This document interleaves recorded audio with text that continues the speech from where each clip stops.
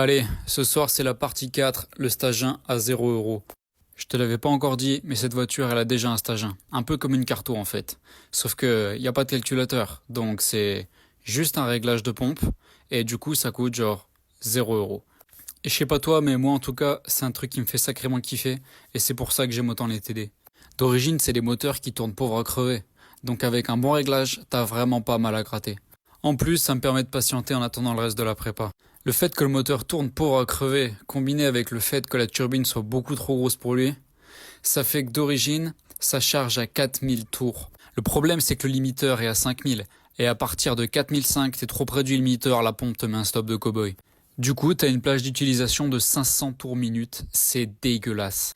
Avec le réglage que j'ai fait, déjà ça marche beaucoup mieux, et en plus, j'arrive à charger à partir de 3000 tours.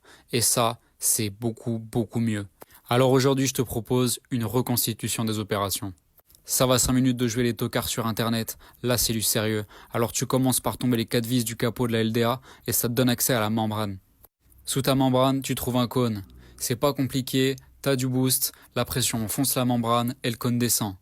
T'as un petit pion qui court le long du cône. Quand le cône descend, le pion peut se déplacer vers la droite et ça permet à ton levier d'accélérateur d'aller plus loin, donc plus de richesse. Comme le cône est excentré, en le tournant, t'as un réglage. Le pion est à gauche, donc plus tu mets le cône à droite, plus t'enrichis. Mais plus t'enrichis, plus t'as de chauffe, surtout si t'as pas d'échangeur. Donc plus t'enrichis, plus ta culasse prend cher et accélérer devient de plus en plus angoissant. Si jamais c'est pas assez pour toi, tu peux toujours rogner la rondelle pour enrichir encore plus. Sur le capot de la LDA, tu trouves une vis de réglage pour la hauteur de base du cône. Ça te permet d'enrichir ou d'appauvrir quand ton turbo a pas encore chargé. Tu vises pour enrichir, tu dévises pour appauvrir. Troisième réglage, la vitesse de descente du cône. Le ressort de la membrane est en appui sur un écrou. Au plus tu vises, au plus tu décharges le ressort. Au plus tu dévises, au plus tu charges le ressort. Si jamais ton cône descend trop facilement ou trop difficilement, c'est ici que ça se passe. Tu touches qu'un seul réglage à la fois, tu prends des notes, tu testes et tu recommences jusqu'à ce que ce soit parfait. C'est pas plus compliqué que ça et c'est pour ça que j'aime autant les gestions mécaniques. À demain.